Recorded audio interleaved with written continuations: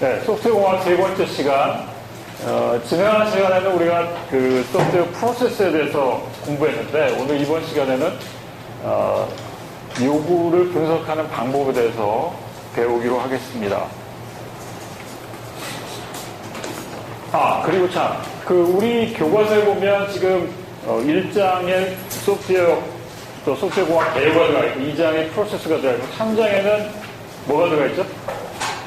계획이라는 게 들어가 있죠. 이게 이제 프로젝트 시작할 때 어떤 컨셉 잡고 어떤 작업의 범위를 정하고 또 일정을 정하고 이런 것들인데, 이거는 조금 우리가 뒤로 밀어서 소프트웨어 관리자가 하는 건데, 지금 여러분들은 아직 그 개발자로서의 어떤 그 방법이라든지 이런 게 다 소개가 안 됐거든요. 그래서 조금 좀 뒷부분에 다루기로 하고, 오늘은 우리 책의 4장에 있는 요구 분석을 다루기로 하겠습니다.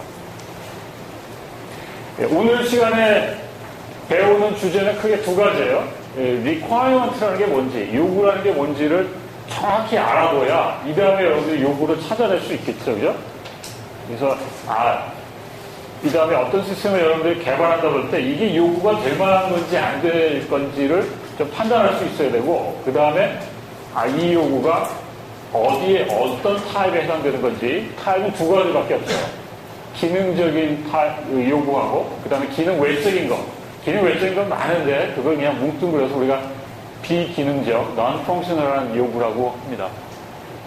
첫 번째, 요구란 게 뭔지를 알아야 되고, 두 번째는 사용자하고 우리가 뭐 만나든지 아니면 만나지 않더라도 뭐 설문을 이용하든지 뭐 여러 가지 방법으로 사용자가 원하는 거, 소프트웨어가 담고 싶은 거를 찾아내야 되겠죠, 그죠? 그래서 그 요구를 추출하는 방법들이 여러 가지 있는데, 이런 것 좀 다뤄보기로 하겠습니다. 이 중에 이제 이번 학기 여러분들이 정말 쓸 내용은 요거예요. 사용 사례라는 건데, 요거는 이게 3주차가 아니라 하여튼 다음번에 우리 구조적 분석한 다음에 그때 자세하게 한 주 동안 한 시간 동안 다루게 될 거니까, 요거는 그때 자세하게 다루고, 오늘은 이제 나머지 얘기를 하기로 하겠습니다. 두 가지 기억하세요. 오늘 주제는 requirement, 요구라는 게 뭔지, 그 다음에 요구를 어떻게 끌어내는지, 그 방법에 대해서 배운다. 자, 지난번에 우리가 이 소프트웨어를 개발할 때 여러 단계가 있다고 하는데, 제일 첫 단계가 이제 계획 단계고, 그 다음에 요구 분석 단계가 그 다음에 나오는데, 요구 분석 단계는 뭘 하는 단계입니까?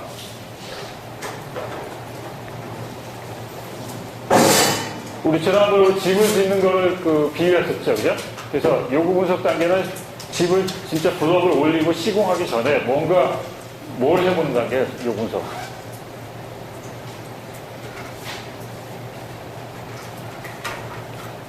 어떤 단계입니까? 여기 답이 있잖아요. 사용자의 요구에 대해서 이해하고 정리하는 그런 단계죠, 그죠? 그러니까 이 소프트웨어에 뭘 담을 거냐, 어떤 기능을 담을 거냐, 또 이 소프트웨어가 가지는 어떤 성능, 또 처리하는 능력, 또 보안, 요즘 굉장히 보안 같은 거 중요한데, 이 보안 정도 어떻게 할 거냐, 뭐 어떤, 그러니까 뭘 거기에 담을 거냐, 그런 내용이죠. 그래서 요구 분석 작업은 두 가지로 나오는데, 우선은 요구를 파악하는 거, 그 다음에 그 요구를 잘 정리하는 거, 그 두 가지로 나눌 수 있습니다. 요구의 변경은 파급 효과가 크다. 처음에 여러분 집 지을 때, 이 집은 식구가 뭐, 둘밖에 없는 것 같은데, 나중에 알고 보니까 식구가 뭐 10명이다. 이러면, 어때요? 완전히 요구가 빗나가서 나중에 그거를 집을 다 지은 다음에 조정하기가 굉장히 어렵죠. 소프트웨어도 마찬가지예요. 기능을 잘 찾고 성능에 대한 요구를 잘 정해야지, 이거를 나중에 다 설계 끝나고 코딩 다 끝나고 이런 다음에 그 기능을 넣거나 수정하거나 빼내는 거는 굉장히 파급 효과가 커요. 앞부분에 잘 해나와야 된다는 얘기죠. 자, 요구 결정 과정인데, 앞에 부분은 요구를 찾아내는 단계고, 뒤에 부분은 요구를 정리하는 단계예요. 뭘로 정리해? 지난번에 우리 소프트웨어 requirement spec, 그래서 SRS라고 했잖아요. 그 SRS 문서로 정리하면 됩니다. 그 다음에 요구를 추출하는 내용은 방법에 따라서 좀 많이 다를 수 있는데 우선은 문제를 좀 잘 분석해 보는 게 필요하겠죠. 그죠? 그러니까 예를 들면, 여러분들 인터넷 쇼핑몰에 관련된 회사 가서 쇼핑몰을 하나 만들겠다.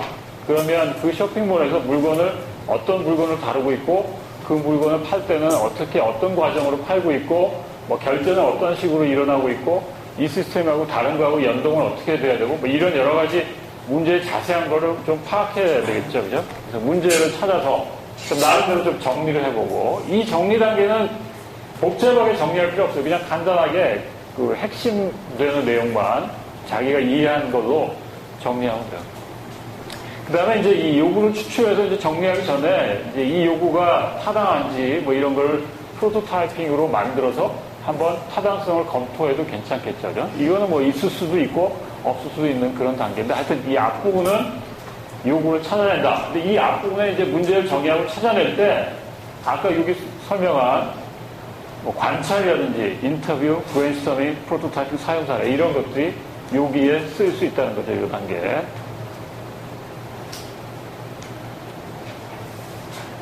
자, 그 다음에 요구라는 거는 뭔가 원하는 거죠. 그죠? 소프트웨어를 만들 때는 사용자가 원하는 거를 분명히 해야 될까요? 아니면 대충 그냥 이야기해도 될까요? 분명히 해야 되죠. 그죠? 그러니까 왜냐하면 이게 그냥 대충 했을 때 뭔지는 잘 모르고 그죠? 그리고 나중에 사용할 사람이 나는 이거를 원했는데 뭐 다른 거를 구현할 수도 있고 이러니까 요구라는 건 분명히 해야 돼요.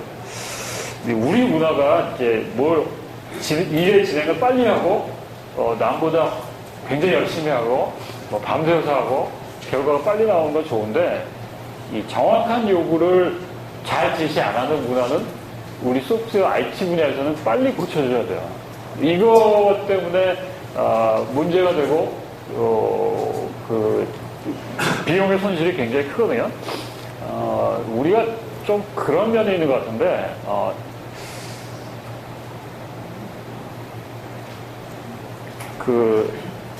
왜 음식점 가서 메뉴가 많거나 아니면 할인마트 같은 데서 내가 뭐 어떤 물건 하나 살려고 하는데 물건의 종류가 너무 많으면 어떻게 합니까? 되게 조금 힘들고 선택에 좀 잘 알아야 선택할 수 있죠. 그죠? 우리 자동차 같은 거 고칠 때도 마찬가지인데 가면은 요즘은 제품이 다양해져서 손님 이거 할래요 막 이렇게 물어보는데 잘 모르니까 대충 알아서 해주세요 뭐 이런 말을 가끔 하거든요. 근데 우리가 소프트웨어를 개발할 때는 사용자가 잘 모르니까 대충 알아서 해주세요 이럴 때 내가 대충 알아서 하면 사용자가 원하는 게 아닐 수도 있다는 얘기죠. 그러니까 정확한 거는 사용자가 원하는 게 뭔지를 또 소프트웨어에 뭘 담을 건지를 파악하는 게 제일 중요해요. 그 다음 또 한 가지 이 요구라는 거는 어떻게가 아니라 무엇에 초점을 맞춰야 된다. 우리가 인터넷 쇼핑몰을 만들 때 사용자가 원하는 게 굉장히 많을 거예요. 그죠? 장바구니는 몇 개까지 들어갈 수 있게 해주세요. 또 여기 있는 이 아이콘은 이런 모양으로 여기다가 만들어주세요. 또 메뉴는 이런 걸로 구성해주세요. 이런 요구가 있고 또 어떤 때는 이 프로그램은 예를 들어서 자바로 짜주세요. 또는 어떤 플랫폼에 올리게 해주세요. 또 우리는 PC가 컴퓨터가 이런 종류가 있으니까 이런 종류로 해주세요. 통신에 대한 프로토콜은 이러니까 이렇게 해주세요. 라는 하우에 대한 어떤 요구도 있을 거예요. 그죠? 근데 여기서는 하우에 대한 요구는 아직 관심을 두지 말고 그거는 우리가 설계 단계 하고 여기서는 무엇을 해고 하죠. 그러니까 뭐냐면 우리가 시스템에 뭔가 담으려고 하는데 거기에 담을 기능이 뭔지 또 성능이 어떤 성능인지 그런 걸 집중하는 게 요구 분석 단계입니다. 그래서 솔루션이 아니라 솔루션은 하우고 무엇이라는 문제에 포커스를 맞춰서 거기에 어떤 문제와 어떤 기능이 필요한지를 찾으면 될 겁니다. 네, 그 다음에 요구 분석을 하면 잘 이해해서 정리하니까 그게 다른 개발자한테 정확히 전달될 수 있겠죠. 그냥? 그러니까 문서 형태로가 대충 문서 형태로 되고 어떤 경우는 프로토타입 형태로 될 텐데 이게 하나의 의사 전달하는 그런 수단이 됩니다. 그 다음에 시스템의 명세에 맞도록 제품을 그 개발 과정을 적당히 관리할 수 있는 그런 지금 우리 시스템의 기능이 한 10가지다. 그럼 이 10가지를 개발해 나가겠죠. 그죠? 설계하고 나갈 텐데 이 10가지 중에 뭐 지금 설계가 몇 개 정도 됐냐 이런 하여튼 관리 수단이 되잖아요. 그죠? 나중에 구현할 때도 10개 중에 한 5개 됐어. 그러면 한 공정이 한 50% 되는 거고 나머지 50% 하려면 얼마나 더 필요하겠다. 인력이 필요하겠다. 이런 예측을 할 수 있겠죠.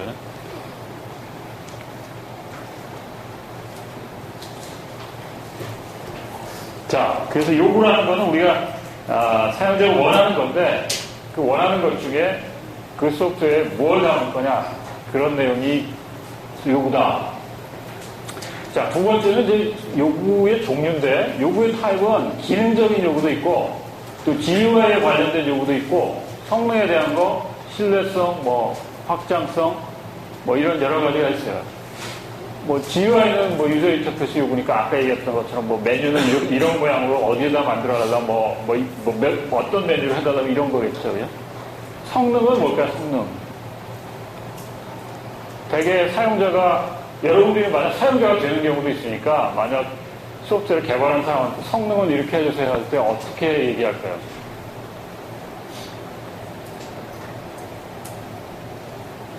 여러분들이 지금 제일 많이 쓰는 게 수강신청 시스템인데 수강신청 시스템의 성능이 좋습니까? 나쁩니까? 나쁘죠? 그럼 어떻게 요구하겠어요? 여러분들 새로운 수강신청 시스템을 개발하는 오너의 입장이라고 사용자의 입장이라고 그러면 응? 빠르게 가볍고 빠르게 이런 요구가 조금 애매모호할 수 있다는 거죠. 빠르면 얼마나 빨리? 리스폰스 타임이 몇 초? 여러분들 지금 유들이 수강 시작할 때 리스폰스 타임이 대충 얼마나 되나요? 몇 유저일 때 30초 이상 돼요? 그거 성능이 뭔가 문제가 있는 거죠, 그죠? 그러니까 처음에 우리가 만들 때 예를 들면 몇 유저가 온라인으로 했을 때 리스폰스 타임이 얼마 정도 나와야 된다. 그리고 또 그거 말고도 또 많이 있을 수 있죠. 단위 시간당 뭐 처리하는 양, 뭐 어느 정도 트랜잭션을 처리할 수 있어야 된다. 또 데이터의 양, 뭐 이런 것도 하나의 성능에 해당될 수 있는 부분들. 네, 신뢰성 같은 거는 이제 뭐 그 안에 에러가 없어야 되는데 사용자가 요구할 때는 이 소프트웨어가 죽지 않고 계속 가용되는 시간이 어느 정도 돼야 된다. 그런 것들로 그런 식으로 요구할 수 있습니다. 확장성, 플러그인 형태. 그러니까 앞으로 뭐 버전이 업그레이드 됐을 때, 뭐 OS 업그레이드, 플랫폼이 업그레이드 되거나, 뭐 하드웨어 업그레이드 됐을 때 뭐 돌아가야 된다 이런 얘기들. 운영되는 환경, 일정 뭐 이런 것들에 해당됩니다. 자, 그래서 나누면은 기능적인 거하고 기능 외적인 건데, 기능적인 게 사실은 더 우리는 관심이 많은 거죠, 그냥. 소프트웨어 종류, 사용자, 소프트웨어 수행하는 시스템에 따라 기능이 달라지고요. 그 다음에 사용자를 위하여 무엇을 시스템이 하는가. 그러니까 시스템이 제공하는 어떤 기능적인 서비스를 얘기하는 거죠, 그죠? 그러니까 우리가 수강신청 시스템을 쓰고 있다. 그러면 그 안에 어떤 기능이 어떤 게 있나요? 여러분들이 받는 서비스, 뭐가 있습니까? 수강신청, 취소, 또 그 외에 뭐 할 수 있습니까? 검색, 뭐 강의 검색, 여러분들의 성적 조회 이런 것도 하나요? 또 성적 조회 안 해요? 그걸로? 또 뭐 합니까? 하여튼 그런 내용들이 다 기능에 해당되는 내용이에요.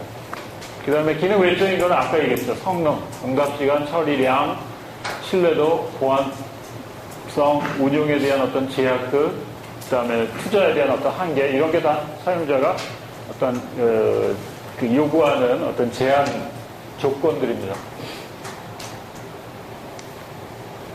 자, 기능적인 요구를 더 잘 이해하기 위해서 여기 예를 내놨는데, 이거 뭐 어떤 시스템의 기능일까요? 내비게이션, 그죠? 내비게이터 많이, 운전할 때 많이 쓰죠, 그죠? 뭐 요즘은 다 여러분들 스마트폰 있으니까 거기서도 내비게이션 되는데, 현재 그 GPS에 대한 위치를 지도에서 정확히 표시하는 기능, 그죠? 그래서 지금 그 부분이 디스플레이, 어느 부분에 디스플레이 할 건지 맵에서, 그 다음에 이동에 따라서 이제 그 위치가 계속 바뀌면은 업데이트 해야 되죠, 그죠? 네, 그런 걸 어떻게 할 건지. 그 다음에 이거는 내비게이션 같은 경우는 내가 목적지를 셋업하는 기능이 있을 거예요, 그죠? 내가 어디를 가겠다 그러면 검색해가지고 어디 딱 셋업하고 거기까지 라우팅 해달라는 거죠, 그죠? 근데 이 내비게이션이 이제 라우팅하는 길을 계속 안내해주고 현재 GPS 위치에 따라서 그 미리 가이드해주는 그런 역할이죠. 이 내비게이터가 안내해줄 때 여러 가지 다른 방법을 해줄 수 있는데 그냥 디스플레이 화살표로 할 수도 있고 음성으로도 할 수 있어야 되겠죠, 그죠? 요즘 내비게이션도 하도 기능들이 좋아지고 3D도 되고, 그죠? 음성도 잘 되어 있는 것 같아요. 요즘 뭐 사투리 버전 뭐 그런 것도 나오죠. 자기가 원하는 스타일로 그 음성 신호를 내보내주는 게 있는 것 같고. 자, 그래서 이제 시스템을 만들기 전에 우리가 요구를 찾아내면 이제 이런 식으로 기능을 찾아내는 게 제일 첫 번째 해야 될 일들입니다. 자, 거기까지 요구에 대해서 설명했는데 혹시 질문 있나요?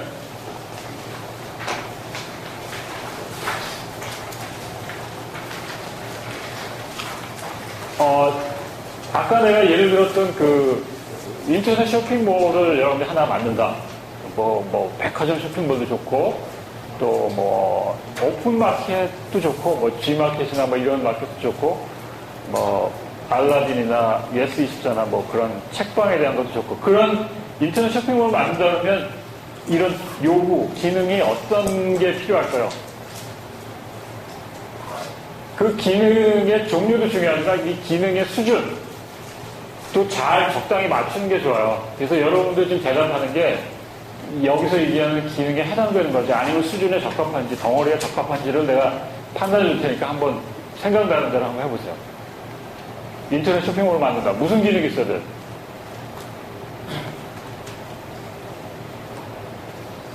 어떤 게 필요합니까? 결제, 또 장바구니 어떤 상품을 선택해서 넣는 기능, 또 회원가입, 이렇게 또 검색, 그러니까 상품을 검색하는 기능이죠. 또 제일 중요한 게 빠졌네 지금.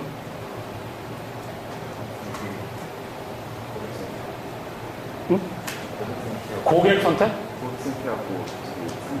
나중에 그 고객의 어떤 불만을 상담받을 수 있는 그런 게시판이라든지 그런 거, 그것도 중요하죠.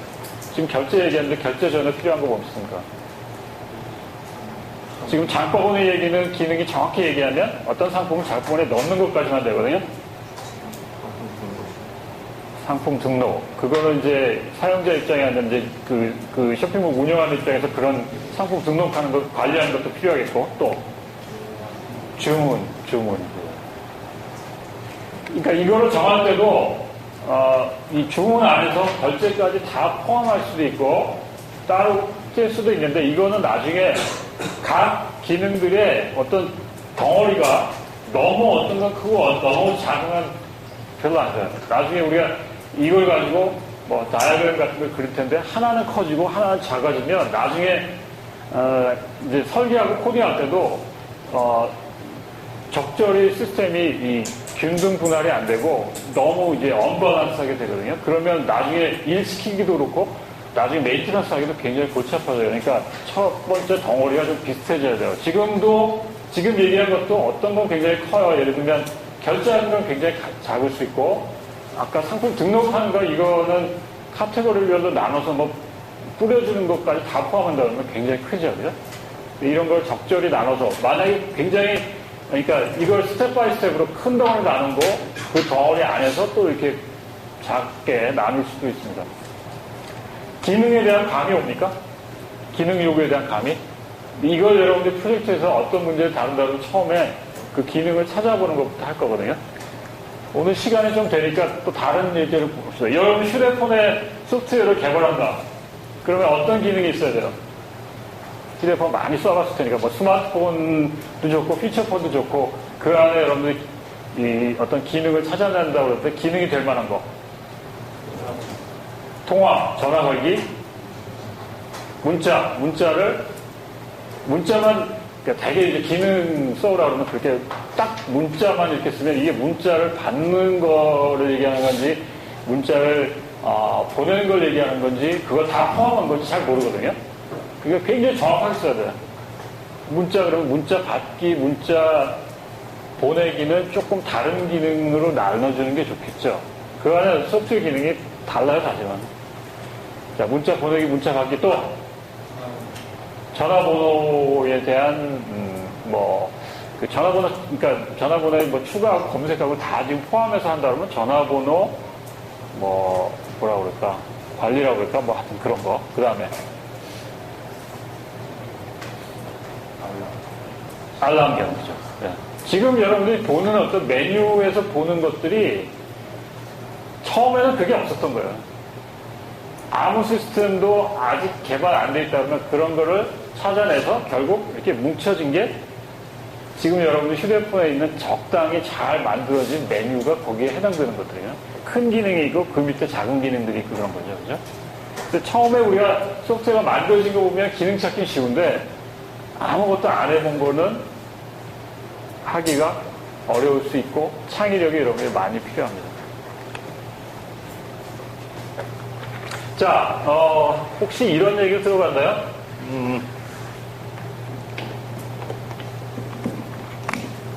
as is라는 얘기하고 그 다음에 to be라는 얘기.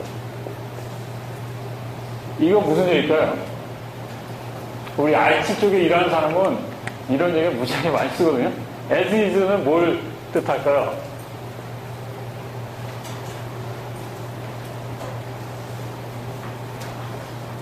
이 얘기 들어본 사람 뭡니까? as is는 현재 상태. 그러니까 지금 우리가 소프트웨어 만들기 전에 수작업을 하든지 아니면 소프트웨어 지금 사용하는 게 있는데 노후가 돼서 우리가 새 시스템 만들려고 해요. 그럼 현재 상태가 as is죠. 그죠? 그 다음에 to be는 뭐예요? 우리가 앞으로 만들려는 시스템의 모양이죠. 그죠? 그러니까 우리가 소프트웨어 개발하는 입장은 이거를 잘 보고, 그죠? 지금 우리가 기능 막 상상해 봤는데, 여기 있는 기능을 쫙 보고, 여기서 이쪽으로 옮겨가는 과정이 여러분들이 할 일이죠. 그죠? 소프트웨어를 개발하는 사람은 투비에 대한 생각을 굉장히 많이 해야 돼요. 내가 요즘에 책을 하나 읽고 있는데, 인더플렉스라는 그 구글에 대한 얘기를 담고 있는 책이거든요. 굉장히 재밌어요. 처음에 두 사람이 페이지라는 사람하고 그다음에 세르게이라는 사람 두 사람이 이제 그 구글을 만들었는데 처음에 만들 때부터 뭐 그런 검색 기능 만드는 거 어떻게 회사를 창업하게 됐고 누가 그 회사 처음에 벤처 기업 때 누가 투자를 했고 여러 가지 두 사람이 어떻게 만나게 됐고 구글이 어떻게 생각하고 있고 이런 것들을 쭉 재밌는 스토리를 해서 보고 있는데 굉장히 투비에 대한 생각들을 많이 하고 앞으로 우리가 이 소프트웨어를 만들어서 세상을 어떻게 바꿀 건지에 대한 확신이 굉장히 뚜렷한 것 같아요. 처음에 구글에 출발할 때 투비가 뭐였죠? 여러분들 가끔 기사거리에서 본 적이 있을 텐데 검색 만드는 건데 처음에 야후하고 뭐 알타비스타 몇 개 검색밖에 없었는데 구글이 제일 불만을 가지고 지금 as is에 만족 안 하고 새로 그 투비를 원하는 그 새로운 검색 엔진을 만들었는데 그게 어떤 차이가 있어요? 그럼 구글 쓰는 거하고 다른 네이버 쓰는 거하고 지금 어떻습니까? 나오는 결과가 똑같아요? 다르죠? 어떻게 달라요? 구글의 투비는 내가 검색을 쳤을 때 내가 원하는 게 먼저 나오게 하는 거죠. 똑같은 단어를 쳐도 내가 원하는 그런 내용을 담고 있는 게 먼저 오게끔 하는 거죠. 그죠? 그래서 여러 가지 유형 분석이라든지 유사도 분석이라든지 이런 걸 해서 내가 원하는 게 먼저 나오는 그런 검색을 만드는 게 투비였죠. 요즘 구글의 투비가 뭐지? 구글 맵 다 쓰죠? 구글 어스 뭐 이런 거. 지금 그게 있나요? 구글에서 어떤, 걔네들이 내가 2007년에 연구년 갔을 때 어떤 투비를 하고 있었냐면, 지도는 다 됐고, 그러니까 어떤 건물을 찾아가면 그 건물도 복잡하면 잘 모르잖아요. 그러니까 모든 건물의 3D 안에 있는 거를, 그 방의 구조를 3D로 만들어서 내가 가보지 않고도 어느 방을 찾아갈 수 있게끔 시작한다는 얘기 들었었는데 지금 되든지 안 되는지 잘 모르겠어요. 또 별자리 다 됐죠. 또 뭐 있댔죠? 구글에서 모든 책을 다 스캔해서 다 서비스한다고 광고 냈잖아. 그죠? 그래서 구글에서 무슨 어떤 책만 딱 치면 지금도 내 책은 제목은 나오는데 안에 컨텐츠는 아직 안 나오는데 외국의 책들 보면 PDF로 다 올려서 일부 좀 거기서 삭제된 부분도 있지만 보면은 다 책이 스캔되는 건 다 볼 수 있어요. 그러니까 구글의 또 다른 투비는 모든 데이터를 뭔가 다른 데다가 갖다 놓고 거대한 네트워크나 이런 인터넷에 갖다 놓고 나는 거기다 불러서만 쓰겠다. 그런 개념이 뭐죠? 클라우드 컴퓨팅. 요즘 한 이슈는 클라우드 컴퓨팅인데 나도 집에서 보면 책도 많고 여기 뭐 논문 많고 자료 많고 내가 만드는 슬라이드 뭐 굉장히 많은데 이게 어떻게 좀 이렇게 뭔가 키워드만 딱 치면 그게 탁 튀어나온다. 어디서나 여기서든 하든 내 휴대폰으로 하든 뭐 내 집에서 하든 뭐 어디서나 내가 가지고 있는 모든 정보가 잘 카테고리 돼가지고 그냥 뭐 스캔 돼가지고 나오는 거는 내가 또 일일이 찾아야 되잖아요. 그죠? 잘 분리되어 있으면 굉장히 편할 것 같아요. 내 개인적인 팁인데, 그렇게 아마 되는 날이 분명히 올 거야. 아마 여러분들 살아있을 때 내 생각에 올 것 같아. 그 어떤 발전 속도로 따지면. 그래서 여러분들은 소프트웨어를 개발하는 그런 쪽에 가서 이럴 테니까 계속 그런 투비에 대한 생각을 많이 하고, 많이 좀 궁리해보고, 그런 좋은 아이디어를 많이 했으면 좋겠습니다. 자, 그 다음에 요구를 어떻게 모을까? 요구를 모으는 방법인데 이거는 오늘 배우는 방법은 이미 여러분이 다 알고 있는 상식적인 방법이에요. 근데 그렇게 많이 아주 중요한 건 아니고 다음 시간에 배운 유스 케이스라는 방법이 이제 우리 IT 쪽에서 많이 쓰고 있는 방법인데 그거는 좀 깊이 있게 공부하기 위해서 따로 떼냈고 자 우선 요구를 모으는 방법은 제일 중요한 건 사용자 참여예요. 사용자가 잘 참여하느냐, 참여 못하느냐가 리퀘어리먼트 잘 뽑아내느냐, 안 뽑아내느냐 굉장히 큰 차이가 있습니다. 제일 좋은 거는 뭘까요?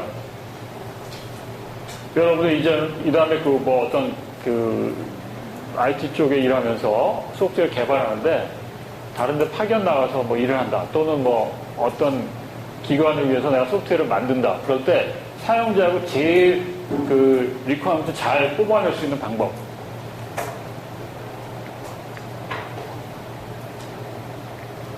커뮤니케이션 잘 되면 되겠죠, 그죠? 제일 좋은 거는 관계를 잘 가지고 같이 먹고 자고 같이 뒹굴면 그런 게 잘 나와요. 대부분의 근데 그 회사에서 보면 사용자의 아주 일부 한두 사람의 얘기 가지고 만드는데 그런 경우에 실패로 끝날 가능성이 많다는 거죠.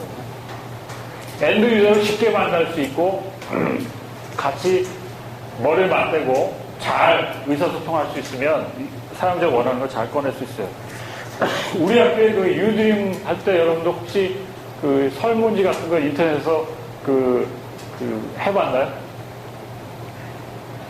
고학년들은 했을 것 같은데, 그죠?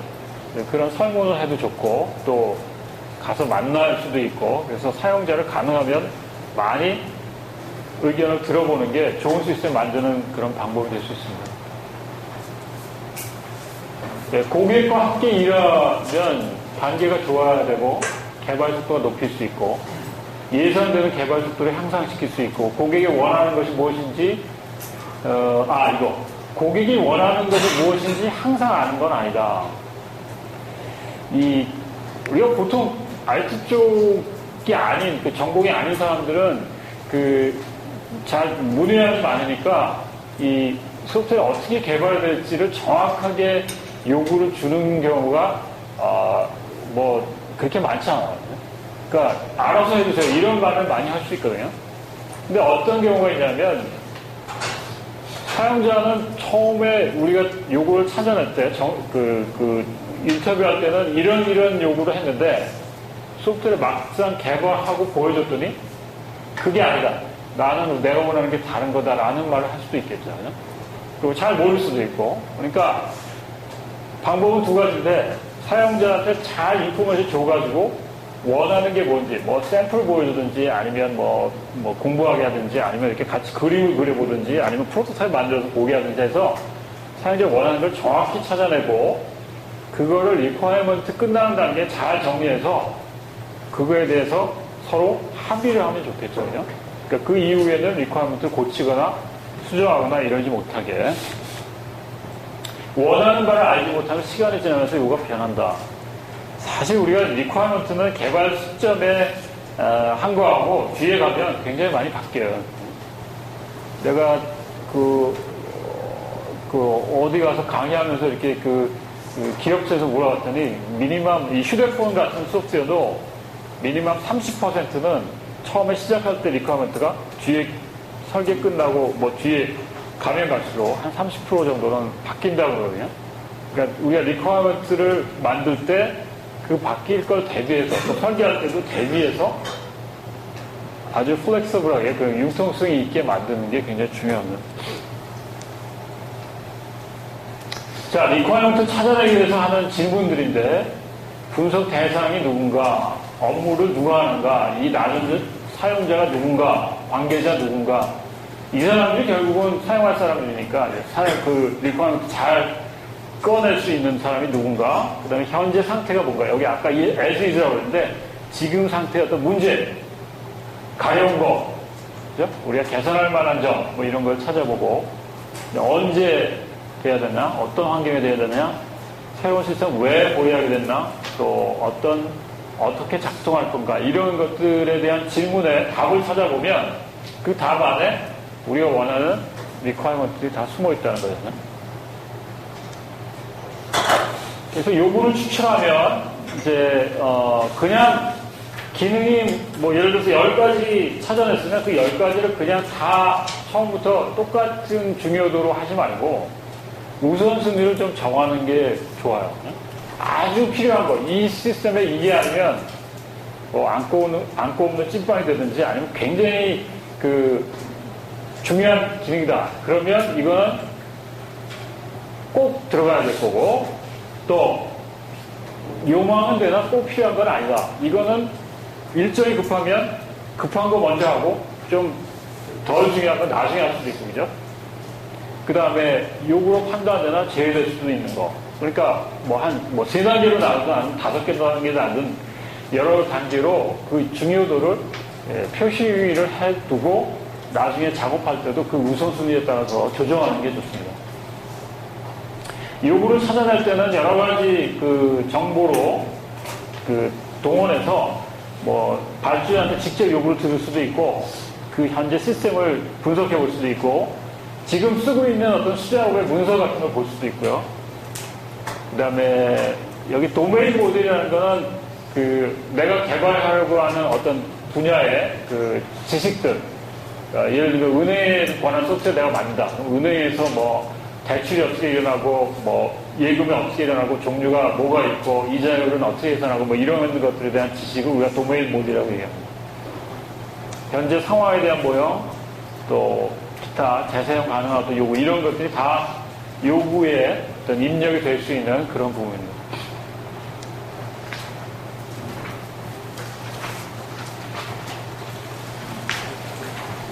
그 요구 분석을 할 때 어떤 게 제일 힘들까요?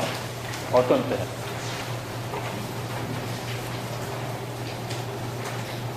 요구를 찾아낼 때 제일 힘들 때. 사용자가 요구에 대해서 아이디어가 별로 없을 때, 잘 모를 때, 이때 제일 어렵겠죠. 근데 실제 가보면 거의 그런 상황이 많아요. 그래서, 사용자가 원하는 것을, 그냥 단지 기록하는 게 아니라, 사용자가 무엇을 원하는지 알 수 있도록 도와주는 게 여러분들 해야 될 일입니다. 그러니까, 뭐 어떤 새로운 시스템을 만든다. 그러면 이 새로운 시스템 비슷한 게 뭐가 있고, 또 이 시스템을 만약에 나중에 적용하면 업무가 어떻게 달라지고, 지금 현재 그 업무 분석이 이렇게 됐는데, 비즈니스 프로세스가 이렇게 됐는데, 이 비즈니스 프로세스를 좀 어떻게 개선할 수 있다. 이런 것까지 좀 가이드 해줄 수 있는 그런 차원의 도움이 필요하다는 얘기입니다. 같이 생각하고 사용자와 같이 좀 인간적으로 얘기를 나눌 수 있다거나 그러면 더 사용자의 요구를 잘 파악할 수 있겠죠. 사용자와 함께 하면서 가장 합리적인 고객의 기대치를 선정한다. 그러니까 우리가 할 수 있는 거, 해서 도움이 되는 거, 이런 거에 절충이 필요하지, 뭐, 사용하지도 않을 거를 그냥 그 기능을, 뭐, 필요 없는 기능을 많이 찾아낸다거나 이럴 필요는 없겠죠. 자, 여기 그림에, 뭐 지금 고객이 원하는 근해는 이런 건데, 분석가가 이해한 근해는 이거고, 실제 이 분석가의 결과를 보고 설계한 거는 이거고, 이러면 정말 우리가 원하는 거하고는 차이가 있는 그런 거겠죠. 실제 우리가 소프트웨어에서도 소프트웨어 개발을 하면 사용자는 이런 걸 원하는데 이런 걸 개발하는 경우가 꽤 있어요.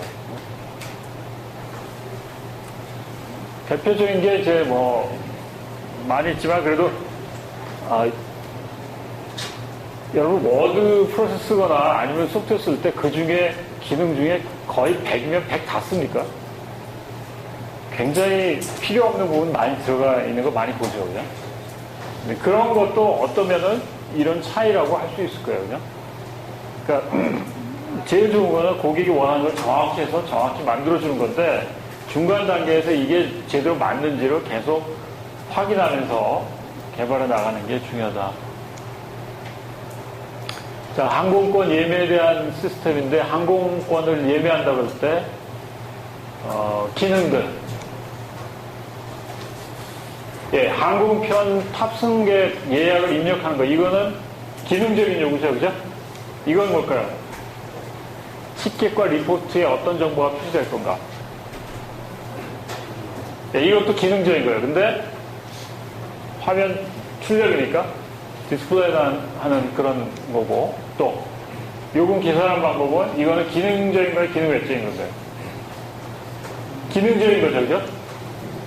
기능적인 요구, 계산에 관한 거. 그 다음에 여행사와 고객이 데이터베이스에 접근할 때 어떤 정보를 얻을 수 있나. 이거는 기능적인 거예요, 기능 외적인 거예요? 이것도 기능적인 거죠, 그죠? 어떤 데이터의 저장에 대한 거. 그죠? 자주 탑승하는 고객을 서비스하기 위해서 시스템을 확장할 수 있도록 한다. 이런 요구도 있을 수 있죠, 그죠? 확장성을 좋게 해줘요. 이거는 뭐예요? 기능적인 거예요, 기능 외적인 거예요? 기능 외적인 거예요, 그죠? 시스템을 언제나 사용할 수 있어야 한다. 일주일에 단지 2시간 정도만 다운을 허용한다. 이런 거는 기능 외적인 거예요. 가용성, 어베일러빌리티에 대한 얘기. 항공편을 출발 시각으로 정리할 때 머지 알고리즘 이용한다. 이거는 기능적인 기능 외적인 거예요. 이거는 어떻게 해나가는 부분이죠, 그죠? 이걸 머지 알고리즘 할 수도 있고, 뭐, 퀵소스를 할 수도 있고, 뭐, 다양한 방법이 있는데, 그 중에 꼭 이걸 써야 된다. 이거는 이걸 구현할 때 어떤 방법에 해당되는 거고 하우에 해당되는 거니까 이거는 설계 부분에 들어갈 거지 요구는 기능적인 요구는 아니죠. 그죠? 자, 거기까지 혹시 질문 있나요? 리퀘어먼트에 대한 얘기들을 쭉 했고요.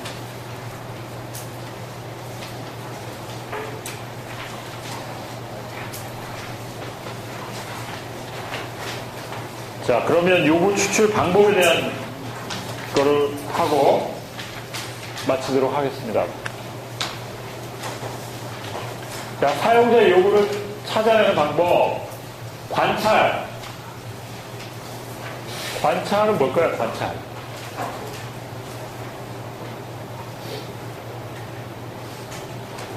지금 예를 들어서 어떤 공장에서 공장을 자동화하기 위한 공장의 여러 조립 과정을 자동적으로 컨트롤하기 위한 뭐 로봇을 도입하고 뭐 여러 가지 프로그램 컨트롤하는 여러분 생산 관리에 대한 시스템을 여러분 만들겠다. 그러면 실제 지금 로봇가 안 하고 사람이 수작업으로 어떤 공정을 통해서 조립할 때 현재 작업이 어떻게 이루고 있는지 가서 보면 제일 잘 알 수 있죠. 이게 관찰이죠. 설문은 뭐예요? 설문. 사용자 의견을 문서에 작성하는 거죠. 그죠? 질문지를 만들어가지고 뭐 어떤 기능이 필요합니까? 지금 이런 기능이 있다 그러면 우선순위가 어떤 게 있을까요? 또 뭐 그런 요구들을 딱 설문지를 작성해서 쫙 돌리고 그걸 받아서 취합해서 통계를 내고 뭐 이런 거죠. 그죠? 인터뷰는 뭐죠? 직접 1대1로 면대면으로 만나는 거죠. 그죠? 맞대고 질문과 대답으로 이루어서 해서 그 요구를 찾아내는 그런 방법. 브레인스토밍은 이건 회의인데 요거는 그냥 일반적인 회의하고 조금 다른 특수한 회의인데 아이디어를 쏟아놓기 위한 회의를 우리가 브레인스토밍이라고 얘기하거든요. 그러니까 여러 가지 사용자가 가지고 있는 새로운 시스템에 대한 어떤 요구 또는 아이디어 이런 거를 털어놓게 하는 그런 회의를 브레인스토밍을 합니다. 프로토타이핑은 시범적으로 자기가 생각하는 요구를 시스템으로 구현해서 그걸 보여주는 형태. 그 다음에 이제 사용 사례에 대한 거는 요거는 뒤에 얘기하는데 요거는 UML 안에 나와 있는 건데 어떤 그 사용하는 어떤 케이스 단위로 그 기능을 잘라서 정리하는 그런 방법입니다. 자, 뒤에 이제 하나씩 나오는 관찰. 왜 관찰을 쓸까요? 그냥 얘기하는 것보다 더 자세히 볼 수 있죠. 그렇죠?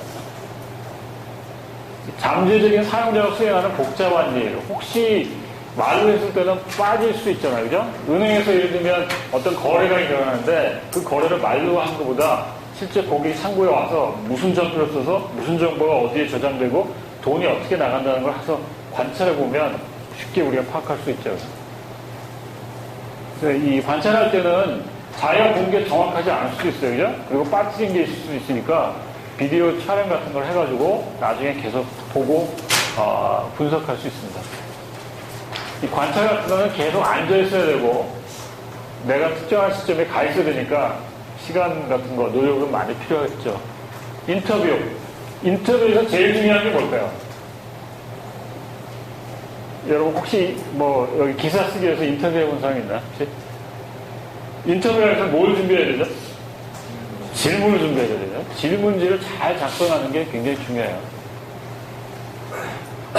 그래서 대상자 선정하고 그 인터뷰 계획을 잘 하고 뭐 인수 한 사람만 아니라 여러 사람 만나야 되니까 그 어떻게 만날 건지 그 다음에 질문을 잘 작성하고 인터뷰에서 그걸 분석하면 됩니다.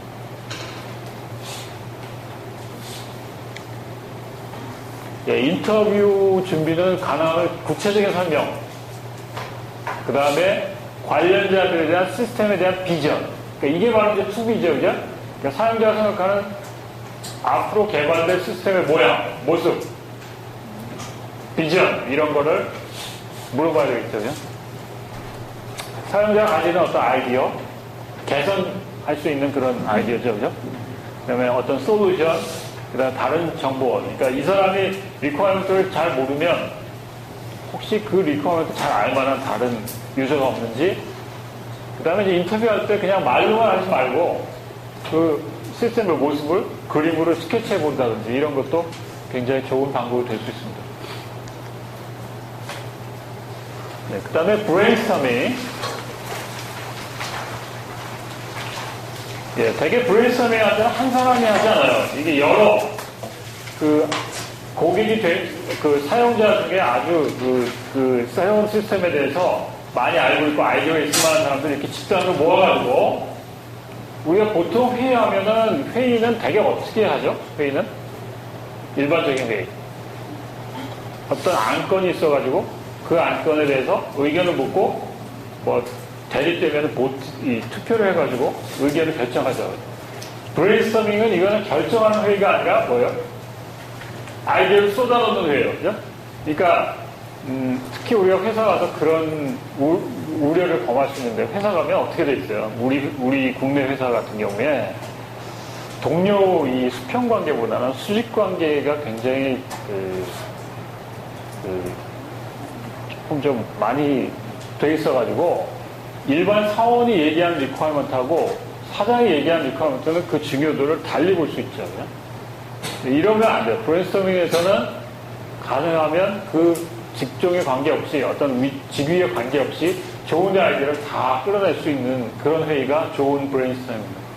토론보다는 아이디어 쏟아내는 회의, 익명성을 보장하고 그래서 이 조인트 어플리케이션 디벨롭 방법은 이제 여기 그 사람이 종이를 줘가지고 여기다가 자기 아이디어를 내게 해요. 그래서 여기다가 이제 쌓아놓으면 이 사람은 이걸 보고 이 중에 중복된 거는 자기가 낼 게 없죠. 그죠? 그리고 자기가 새로 생각하는 자기만의 아이디어를 적어서 이렇게 서큘레이션 하는 돌려서 나중에 나온 것들 중에 이제 또 그걸 결정하는 거는 뭐 다른 회의에서 하고 그 중에 이제 뭐 어떤 뭐 보팅하는 과정이 있을 텐데 여기서는 그냥 아이디어만 쏟아놔서 좋은 그 리퀘어먼트 찾아내는 그런 방법입니다. 예, 이거는 그냥 지나갈게요. 여러분들 한번 읽어보세요. 뭐 쉽게 읽어보면 잘 따라할 수 있는 거고. 프로토타이핑 지나가면 했죠. 그죠? 뭐죠? 예, 시제품 만드는 거 보는 거예요. 처음에, 빠르게 어떤 최종 시스템의 어떤 예상되는 기능 중에 일부를 뭐 UI만 만들 수도 있고, 아니면 그 중에 내가 원하는 어떤 기능을 깊이 만들어 볼 수도 있는데, 그런 어떤 페이퍼 프로토타이프 괜찮아요. 그냥 손으로 이렇게 쭉쭉 그려보는 거. 되게 인터넷 프로그래밍 같은 데서는 이제 이런 걸로 해보기도 하고, 그 다음에 모의로 어떤 사용자 인터페이스를 간단히 프로토타이핑 언어로 만들어서 실제 그 안에 어떤 메뉴를 선택했을 때 데이터베이스 접근이나 어떤 인터랙션은 불가능하지만 그 시스템의 모습은 보여줄 수 있는 그런 거를 우리가 프로토타이핑이라고 얘기합니다. 자, 각 방법의 비교인데요.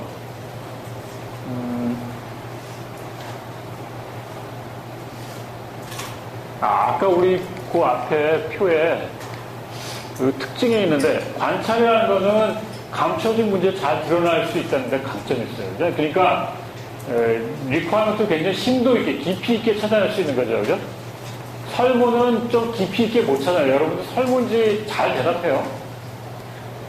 설문지 회수율이 일반적으로 얼마나 될까요? 나도 가끔 중요한 거 설문지를 해보면 설문 10% 정도의 회수율이면 그래도 성공한 거예요. 요즘 뭐 자기 관심 분야가 아니면 설문지 그렇게 내기 어렵고 설문지를 그리고 만들 때 내가 어떤 때 마케팅 뭐 설문 이런 거 인터넷에 메일 받아서 이렇게 가끔 해보면 그 왜 설문할 때 왜 이렇게 현재 몇 프로 진행했다 이런 게 나오죠. 어떤 건 한 30분 해야 그걸 다 끝날 수 있는 뭐 자동차 마케팅 설문 이런 거는 시간이 되게 많이 걸리던데 그렇게 하면 잘 안 하거든요. 핵심적인 걸 중요하는데 여기 설문에서는 단기간 내에 많은 의견을 취합할 수 있지만 깊이 있는 사용자가 가지고 있는 저 밑에 있는 어떤 가려운 거는 찾기가 어렵죠. 인터뷰는 정확한 추출 좋고 뭐 오해야 뭐 자세히 얘기하는 거니까 뭐 문서보다는 설문보다는 정확히 파악할 수 있다는 면은 좋은데 일일이 가서 만나봐요. 그러니까 비용이 좀 많이 들 수 있죠. 브레인스토밍은 인터뷰에 비해서는 좀 비용이 적게 들죠. 여러 사람을 한꺼번에 모여서 짧은 시간에 회의를 해서 찾아내니까. 그래서 여기 있는 거는 정보의 타입, 이 현재 문제를 잘 찾아내는 방법이 있고, 그 앞으로에 있을 그 투미에 대한 어떤 그 비전, 그런 걸 잘 찾아낼 수 있는 방법이 있는데, 서류 분석이라는 관찰 이런 거는 투미에 대한 걸 찾기 어렵죠. 그죠? 정보의 깊이는 인터뷰 JDN이 사람이 직접 면대면으로 하는 거니까 훨씬 좋아요. 그죠? 정보의 넓이, 그러니까 광범위한 거를 찾아낼 수 있느냐, 아니면 소수의 의견, 소수의 리ኳ어먼트 찾아내느냐, 그거는 이런 거는 좀 낫겠죠. 그죠? 만나야 되니까. 근데 이거는 만나지 않아도 되는 것들이니까 조금 더 넓을 수 있고, 통합, 요거는 리ኳ어먼트가 상충될 때 이 사람은 이렇게 얘기하고 이 사람이 이 요구를 해서 이걸 좀 잘 절충을 해야 될 텐데, 그런 의미에서 이 JD 회의 같은 게 좋다는 얘기입니다. 사용자 참여, JD 회의나 이런 인터뷰, 이런 직접 참여하는 게 좋고요. 비용에 대한 거는 뭐 이 정도입니다. 이 설문 같은 거는 비용이 별로 많이 안 들어요. 그죠? 근데 실제 사람이 만나는 것들은 꽤 들고, 가서 봐야 되는 경우도 많이 들죠. 네, 그 다음에 이 사용 사례인데, 이거는 우리가 다음번에 자세히 나오거든요. 그때 더 보기로 하고, 네, 마지막으로 요구 분석이 끝나면 소프트웨어 요구 분석서를 쓰는 거죠. SRS. 그 안에 들어갈 내용은 제일 중요한 게 기능이에요. 기능. 근데 여기 지금 자료 흐름도 자료 사전, 이거는 우리가 구조적 방법이라는 거에서 나오는 그런 결과물인데, 이제 나중에 우리는 이거하고 다른 걸 쓸 겁니다. 그러니까 사용 사례를 주로 쓸 거고요. 그 다음에 여기는 기능 외적인 거, 성능, 하드웨어 요구, 예외 조건, 사용자 인터페이스 뭐 이런 내용들. 그 다음에 이제 나중에 이 시스템이 잘 만들어졌을 때 이 시스템을 사용자가 어떤 기준으로 판단해서 이거를 받아들일 거냐, 아니면 실패로 끝나면 이건 뭐 다시 해라, 뭐 이런 어떤 인수하는 조건을 어떻게 할 거냐. 이때도 이제 인수 시험 기준이 될 텐데, 이런 걸 미리 정하는 게 좋아요. 그 다음에 요구 분석서 안에는 이 요구 분석서는 잘 됐는지 안 됐는지를 평가하는 방법인데, 제일 중요한 거는 사용자가 요구하는 게 다 들어가 있어야 되죠. 컴플리트 해야 된다. 사용자는 뭐 한 10가지를 요구하는데 그 요구 분석서 안에는 뭐 5가지밖에 포함 안 됐다. 이거는 완벽하지 않은 거죠. 그 다음에 그 안에 뭐 사용자는 A라고 생각했는데 B를 넣거나 이러면 안 되겠죠. 그죠? 일관성은 뭘까요? 일관성. 요구 분석서 안에도 똑같은 내용이 여기저기에 있을 경우가 있어요. 그죠? 근데 여기는 이렇게 얘기하고 저기는 다르게 얘기하면 안 되겠죠. 그죠?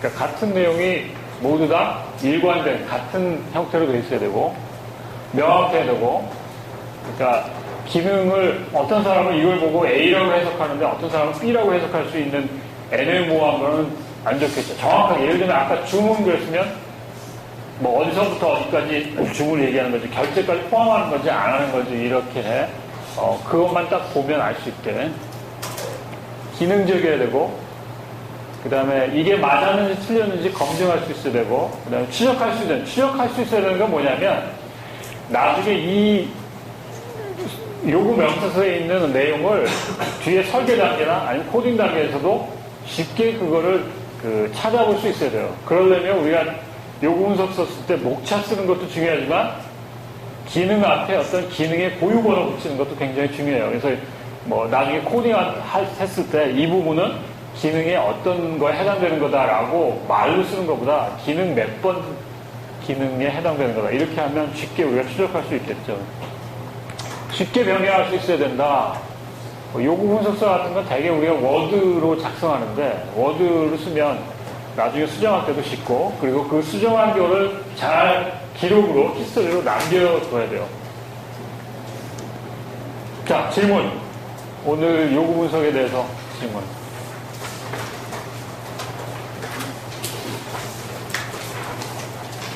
자, 없으면 이번 주에는 여기까지 하고, 다음 시간에는 우리가 요구 분석 방법 중에 구조적 분석으로 들어가겠습니다.